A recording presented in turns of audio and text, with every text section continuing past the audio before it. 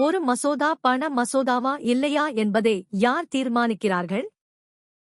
இந்திய அரசியலமைப்புச் சட்டம் 110வது பிரிவின்படி, ஒரு மசோதா பண மசோதாவா இல்லையா என்பதை தீர்மானிக்கும் இறுதி அதிகாரம் மக்களவை சபாநாயகருக்கு மட்டுமே உள்ளது.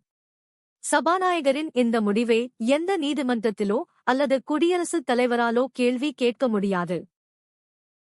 சென்னை உயர் நீதிமன்றத்தின் அதிகாரப்பூர்வ தளமாக எந்த இணையதளம் குறிப்பாக குறிப்பிடப்பட்டுள்ளது?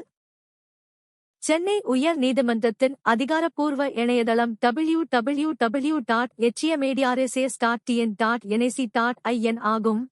இது தேசிய தகவல் மையத்தால் NIC பராமரிக்கப்படுகிறது. இந்த தளத்தில் தீர்ப்புகள் மற்றும் வழக்கு நிலவரங்கள் குறித்த தகவல்கள் வழங்கப்படுகின்றன. இந்திய அரசியலமைப்புச் சட்டம் எவ்வகையான குடியுரிமையை வழங்குகிறது? இந்திய அரசியலமைப்பு கூட்டாட்சி முறையை கொண்டிருந்தாலும், அனைத்து குடிமக்களுக்கும் ஒரே மாதிரியான இந்திய குடியுரிமையை மட்டுமே வழங்குகிறது. இது தேசத்தின் ஒற்றுமை மற்றும் ஒருமைப்பாட்டை வளர்க்க உதவுகிறது.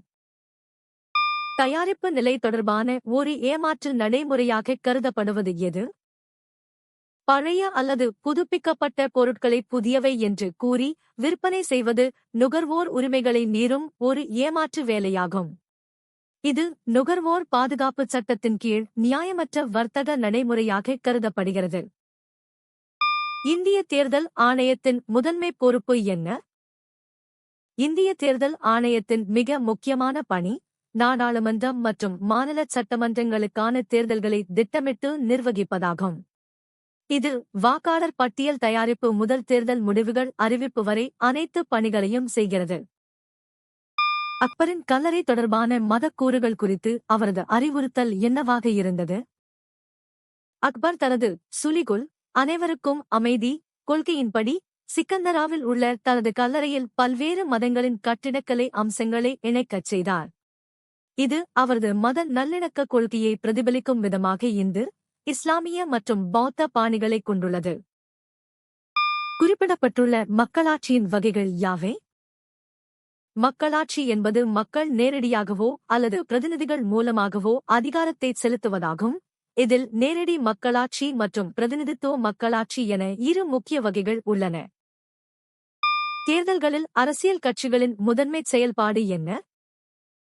தேர்தல்களில் அரசியல் கட்சிகளின் மிக முக்கியமான பணி தகுதியான வேட்பாளர்களைத் தேர்ந்தெடுத்து அவர்களை போட்டியிடச் செய்வதாகும்.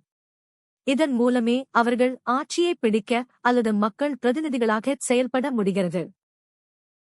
தேர்தலில் வேட்பாளர் என்பவர் யார்?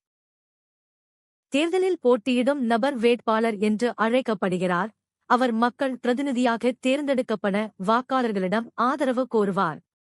வேட்பாளர்கள் சுயேட்சையாகவோ அல்லது ஒரு அரசியல் கட்சியின் சார்பாகவோ போட்டியிடலாம். சாலை விபத்துக்கள், உடல் காயங்களைத் தவிர வேறு எதற்கு வழிவகுக்கின்றன? சாலை விபத்துக்கள் உயிரிழப்பு மற்றும் காயங்களை ஏற்படுத்துவதுடன் மருத்துவச் செலவுகள் மற்றும் உற்பத்தித்திறன் இழப்பு போன்ற பெரும் சமூக மற்றும் பொருளாதார செலவுகளையும் நாட்டிற்கு ஏற்படுத்துகின்றன. இது ஒரு நாட்டின் ஒட்டுமொத்த உள்நாட்டு உற்பத்தியில் GDP குறிப்பிடத்தக்க பாதிப்பை ஏற்படுத்துகிறது. எந்த உண்மை உங்களை வியக்க வைத்தது? கீழே கமெண்ட் செய்யுங்கள். தினமும் புதிய தகவல்களுக்கு சந்தா செலுத்துங்கள்.